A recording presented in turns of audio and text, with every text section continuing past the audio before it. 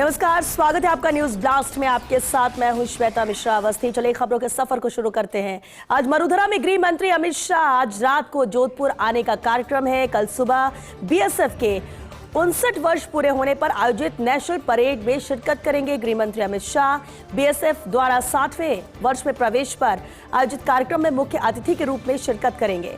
BSF अधिकारियों और जवानों में अमित शाह के आने पर उत्साह है। जोधपुर के सर्किट हाउस के बाहर सरदार पटेल की मूर्ति का अनावरण भी करेंगे। इस दौरे के दौरान केंद्रीय गृह मंत्री अमित शाह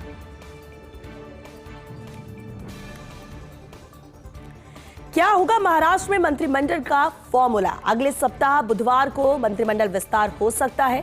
गृह विभाग के साथ भाजपा अपने पास 20 विभाग रख सकती है।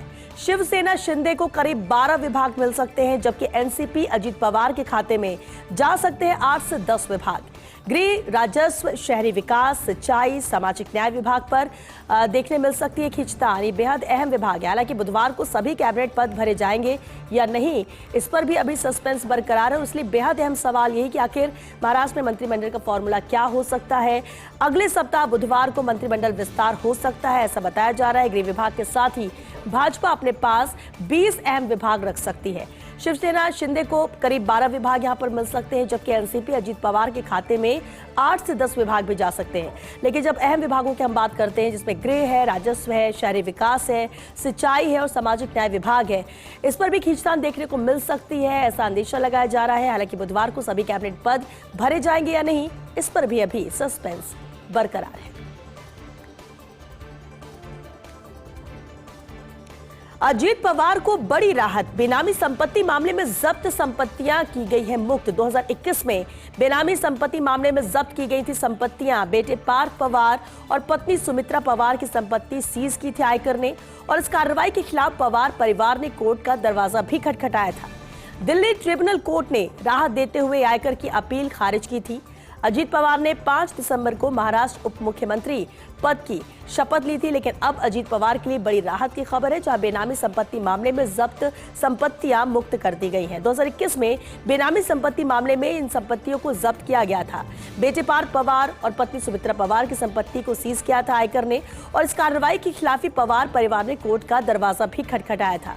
दिल्ली ट्रिब्यूनल कोर्ट ने राहत देते हुए आयकर की अपील खारिज की थी, और अजीत पवार ने, बता दें आपको, 5 दिसंबर को ही महाराष्ट्र उप मुख्यमंत्री पद की शपथ भी ली थी। केंद्रीय रक्षा राज्य मंत्री संजय सेठ को धमकी। बदमाशों ने संजय सेठ को मैसेज कर फिरौती मांगी है। केंद्रीय मंत्री से 50 लाख रुपए की डिमांड की गई है। बदमाशों ने 3 दिन के भीतर पैसे देने को कहा है। पैसे नहीं देने पर परिणाम भुगतने की भी धमकी दी है। संजय सेठ ने धमकी भरे मैसेज की जानकारी दिल्ली पुलिस को दी है, और उसी के आधार पर अब कार्रवाई जारी है। लेकिन अहम खबर है, जहां केंद्रीय रक्षा राज्य मंत्री संजय सेठ को धमकी दी बदमाशों ने, मैसेज कर फिरौती की मांग की गई। फिरौती की रकम 50 लाख रुपए है, जिसकी डिमांड की गई है केंद्रीय मंत्री से। और साथ ही बदमाशों ने यह भी कहा है कि 3 दिन के भीतर अगर पैसा नहीं दिया तो परिणाम भुगतने को तैयार रहना, ऐसी धमकी दी गई है। हालांकि जैसे ही धमकी मिली, धमकी भरे मैसेज की जानकारी दिल्ली पुलिस को दी है संजय सेठ ने। इंडिया गठबंधन की कमान संभालने को तैयार ममता। बंगाल सीएम ममता ने गठबंधन के कामकाज को लेकर चिंता व्यक्त की है। इंडिया ब्लॉक मैंने बनाया, मौका मिले तो लीड करूंगी, ये कहना ममता बनर्जी का। गठबंधन को व्यवस्थित करना नेतृत्व करने वालों पर निर्भर है। अगर वे इसे ठीक से नहीं चला सकते तो क्या कर सकते हैं? मुझे मौका मिले तो मैं इस गठबंधन को लीड जरूर करूंगी। मैं बंगाल से बाहर नहीं जाना चाहती, लेकिन मैं यहीं से गठबंधन को चलाऊंगी। मैं यहाँ मुख्यमंत्री रहते हुए दोनों जिम्मेदारी निभा सकती हूँ। महाराष्ट्र, हरियाणा और उपचुनावों में गठबंधन के हाथ नहीं लगती सफलता, और ऐसे में ममता के बयान से सस्पेंस भी गहराया हुआ है।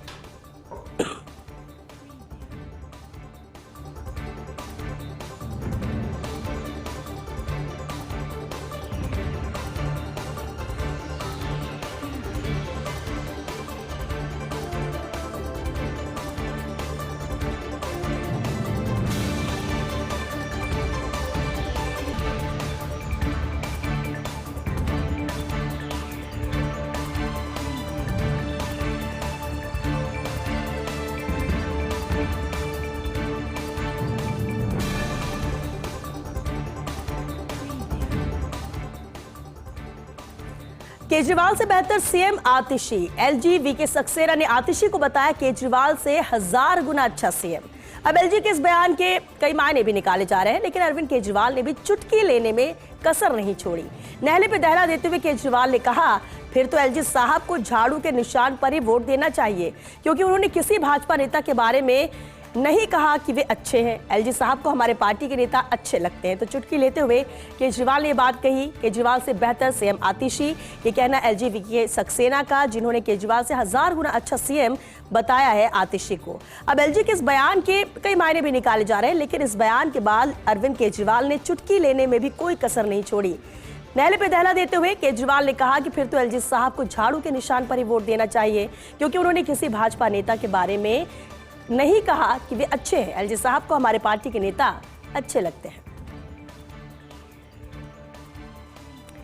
इंडियन ओवरसीज कांग्रेस अध्यक्ष सैम पित्रोदा का बड़ा आरोप है, पिछले कुछ हफ्तों में मेरे सर्वर को बार बार हैक किया है।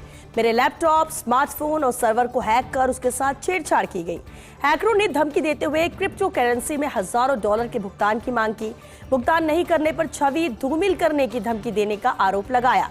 पित्रोदा ने कहा कि अगर मेरे नाम से कोई ईमेल या मैसेज आता है तो उसे ओपन ना करें। तो इंडियन ओवरसीज कांग्रेस अध्यक्ष सैम पित्रोदा ने ये बड़ा आरोप लगाया। आगे बढ़ते हैं। गृह युद्ध से सीरिया में हाहाकार है। भारत सरकार ने अपने नागरिकों के लिए जारी की है एडवाइजरी।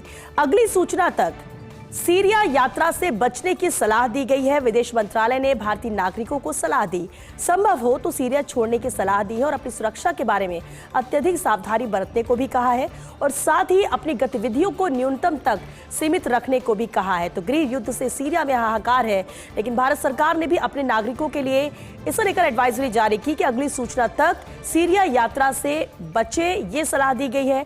विदेश मंत्रालय ने भारतीय नागरिकों को ये सलाह दी और संभव हो तो सीरिया छोड़ने की भी सलाह दी है।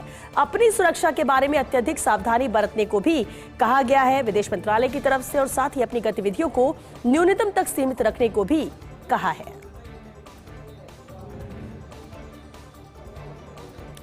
गुलदाउदी की महक से गुलजार यूनिवर्सिटी का कैंपस। राजस्थान विश्वविद्यालय में गुलदाउदी प्रदर्शनी का उद्घाटन हुआ।